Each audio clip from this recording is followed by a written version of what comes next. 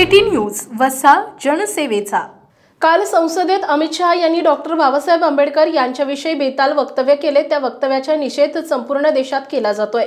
तसंच जाहीर निषेध बुलढाण्यात राष्ट्रवादी काँग्रेस शरदचंद्र पवार गटाच्या वतीने निदर्शने करण्यात आली आहेत। या प्रसंगी अमित शहा यांनी गृहमंत्री पदाचा राजीनामा द्यावा अशी मागणी करत अमित शहा मुर्दाबादच्या घोषणा देण्यात आल्या।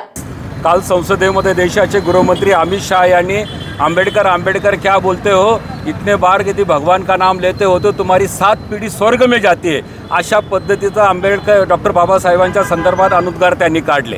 आणि खऱ्या अर्थाने यांच्या भारतीय जनता पार्टीच्या ज्या लोकांच्या पोटामध्ये जे आहे ते त्यांच्या होटामध्ये असतं। हे मनुस्मृतीला मानणारे लोक आहे आणि आम्ही लोक खऱ्या अर्थाने घटनेला मानणार आहोत।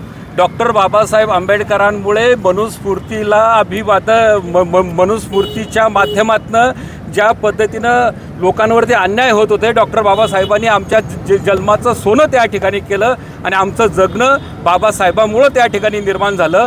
आणि त्यामुळं आम्ही खऱ्या अर्थाने या भारतीय जनता पक्षाचा आणि अमित शहाचा खऱ्या अर्थाने या ठिकाणी तीव्र शब्दात निषेध करतो आणि आम्ही मरेपर्यंत डॉक्टर बाबासाहेब आंबेडकरांचं नाव घेण्यात राहणार आणि बाबासाहेबांमुळे आमच्या जीवनाचं सोनं त्या ठिकाणी झालेलं आहे।